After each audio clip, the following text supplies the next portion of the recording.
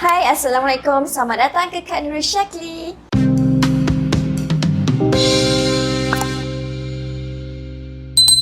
So next ialah speaker kita yang seterusnya ialah Cikgu Wani. So Cikgu Wani dipersilakan. Bismillahirrahmanirrahim. Assalamualaikum dan selamat sejahtera. Boleh clear dengan suara saya untuk hari ini? Sebab saya rasa macam tak jumpa mic pula kat sini. Okay, it's okay. Sebelum tu saya perkenalkanlah diri saya dulu. Okay. Nama saya Nurul Hazwani binti Bahrim. Dan biasanya orang akan panggil saya Kak Wani ataupun Kak Nurul lah. Sebab mungkin dalam kalangan ramai-ramai kat sini mungkin umur saya lebih sikit lah daripada Cikgu Zura pada lain lah. So that's why lah ramai yang panggil saya Kak Wani. Okay, baik. Saya merupakan seorang guru, okay. Pernah sama sekolah dengan Cikgu Zura, dengan Cikgu Syikin. Bukan Cikgu Syikin cakap lah, tapi sekarang ni kita dah berpisah lah sekolah masing-masing lah. Sekarang mereka berada di Johor dan sekarang saya berada di Putrajaya dan saya mengajar di salah sebuah sekolah di Selangor. Okay, macam nak mengajar pun ada saya bercakap hari ni kan. Okay, baik. Saya juga merupakan cikgu lah, cikgu SPM dan yang penting subjek yang saya ajar ni SPM tak lepas lagi, belum lagi. Next week baru paper saya lah. Okay, so memang selagi SPM belum habis ni memang kita sebagai cikgu pun memang busy lah, busy di rumah, busy kita sebagai kerja kita. Jadi pada masa yang sama kita buat business juga kan. Okay, minta maaf kalau ada suara latar di belakang yang dengan anak-anak kan. Okey, baik itu secara ringkaslah tentang diri saya. Okey, macam mana saya boleh jumpa Syakli? Actually saya makan Syakli ni ketika waktu itu tahun 2014. Selepas saya bersalin anak pertama, okey, waktu tu saya memang cari peran untuk set untuk tambah susu. Okey, waktu tu saya beli Syakli, masa tu dengan Cikgu Zura tak ada lagi, dia tak buat bisnes Syakli lagi waktu tu. Dan memang susah saya nak mencari ejen yang jual Syakli. Waktu tu saya tinggal di Kulai, Johor. Memang susah nak cari dan search di internet jumpalah satu tu orang Cina yang menjual. Itu saja yang jumpa waktu tu. Nak beza dengan sekarang ni memang ramai kan kita ejen-ejen Syakli kan. Berbeza waktu saya mula-mula saya nak beli Syakli tu macam susahnya saya nak jumpa.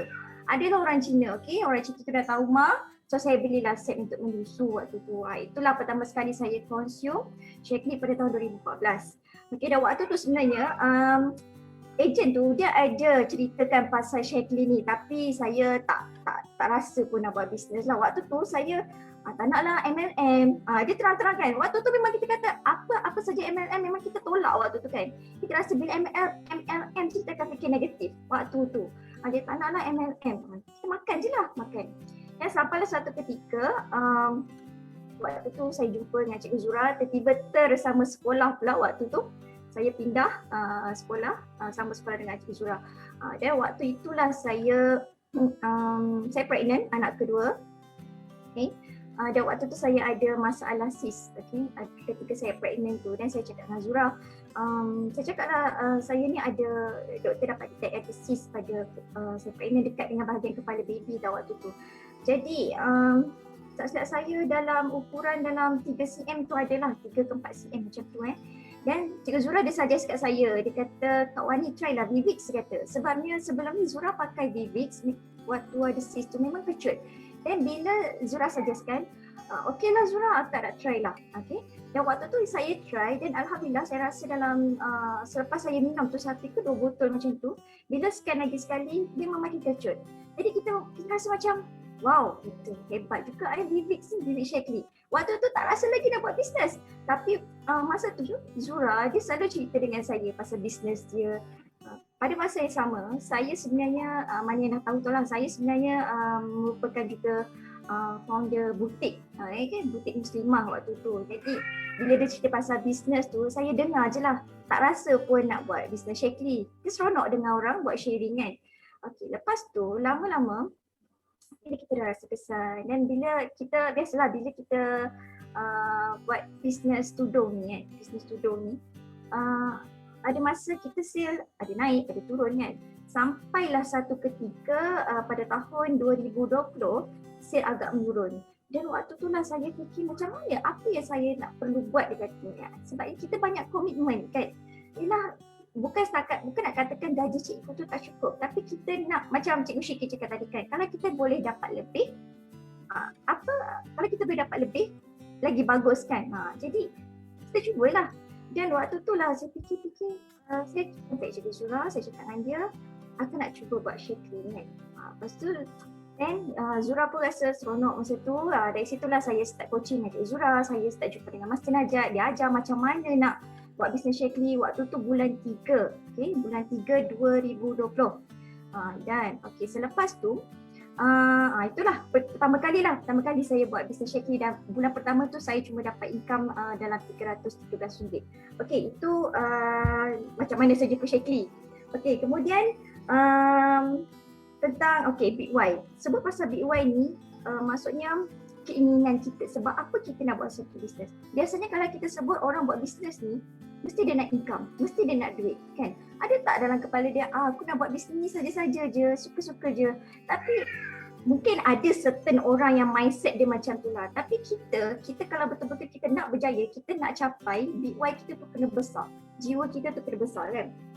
Maknanya memang ada orang kata, cukuplah dengan apa yang aku ada. Itu maknanya dia tak cukup besar lagi Big Y dia. Jiwa dia tak cukup besar. Macam Master Nawawi dia pernah cakap ni, kita kalau nak buat sesuatu tu kita capai tu kita kena rasa hungry. Hungry kita tu berapa persen ada hungry dalam badan kita ni.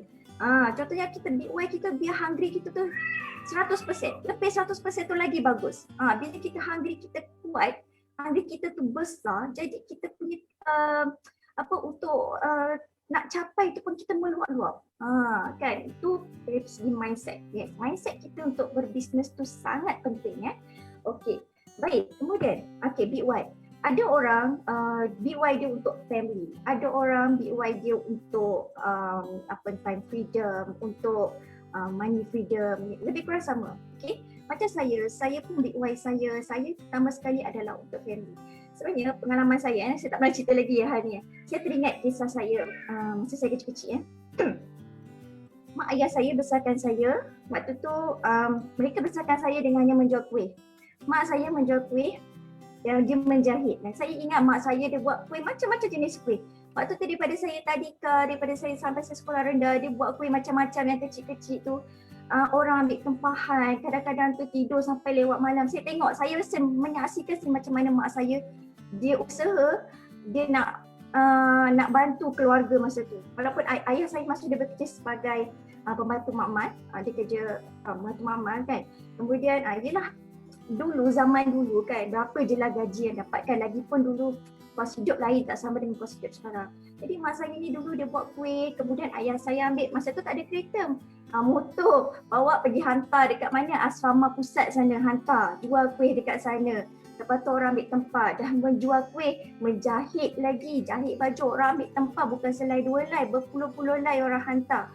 Memang dalam hati, bila kita ingat balik kisah kita masa kecil, macam mana mak ayah saya besarkan saya tu, saya rasa, ya Allah, kalau macam mana, betapa susahnya dulu dia nak besarkan saya sehingga saya berjaya, saya berada sekarang lah, sehingga saya menjadi seorang guru, sehingga saya menjadi orang yang jadi manusia lah. Maksudnya jadi manusia. Jadi bila kita teringat balik, jadi apa yang saya nak, saya fikir satu hari nanti aku nak balas jasa mereka. Memang semua orang kita sebagai anak kan, memang kita akan rasa macam tu. Dan maksudnya kita nak senangkan mereka kan, kita nak bahagiakan mereka. Jadi waktu saya bekerja sebagai kawan guru, dan kemudian saya buatlah bisnes saya jual tudung. Mak saya dah meninggal jadi arwah mak saya dia sempat merasalah gaji saya bekerja sebagai guru, sempat merasa duit saya buat bisnes tudung, dia sempat merasa masa bisnes tudung tu sekejap je lah. Kemudian mak saya dia stop bila dia dah sakit. Bila dia dah sakit tu memang dia dah stop, dia tak ambil projek sebab mata dia dah tak nampak. Sebab masa tu arwah mak saya dia sakit kencing manis. Bila dia sakit kencing manis, mata makin lama makin kelabu kan. Waktu tu saya tak jumpa lagi Vivix. Walaupun waktu tu bukan tak jumpa, masa tu tak ada orang kenalkan lagi tentang Vivix tu. Tapi yelah, tu kisah lama kan, dah sampai masa dia kan. Jadi sekarang ni yang tinggal adalah ayah saya lah. Ayah saya pun sekarang ni ada tinggal di Melaka. Jadi apa yang saya nak bantu ayah saya. Sekarang ni sebelum ni saya bagilah setiap bulan, saya tak bagi pada dia. Tapi bila saya masuk dalam Shaklee ni, alhamdulillah saya dapat bagi setiap bulan tu lebih daripada biasa saya bagi. Dan apa yang saya nak, macam saya nak satu masa nanti, saya nak bagi pada dia setiap bulan, saya nak bagi sekurang-kurangnya 4 angka setiap bulan, insya-Allah. Itu target saya nak bagi pada ayah saya. Dan saya pun faham, saya pun ada mertua macam suami saya pun, saya tahu kehidupan dia masa kecil-kecil lagi susah daripada saya. Dan insya-Allah saya nak bantu family mertua saya nak bantu ayah saya. Jadi saya harap kat sini dengar, doakanlah. Okey, itu antara big why saya yang paling besar lah. Okey, kemudian saya nak time freedom.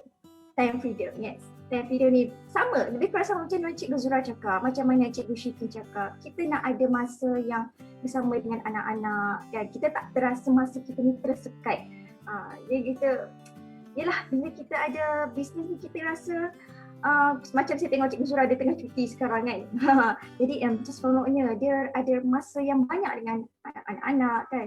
Jadi insya-Allah saya pun rasa sampai masa nanti pun saya nak macam tu juga. Dan kemudian saya nak money freedom, of course. Bila sebut money freedom ni, sekarang kita tengok kos hidup kita tinggi. Kita banyak komitmen, kita ada rumah nak bayar, kita ada kereta kita nak bayar, dengan anak-anak sekolah lagi kan. Jadi bila kita mengharapkan gaji yang kita sedia ada ni, memang dia cukup tu lah. Tapi bila kita buat Shaklee ni, dia ada lebih lagi sebenarnya. Dia memang syukur sangat. Lepas saya buat Shaklee ni, saya rasa kita nak beli tu, kita nak belilah. Kita nak ni, apa yang nak minta kita boleh bagi. Kita rasa ya Allah syukurnya sebab pada masa sama kita dapat happykan anak-anak kita.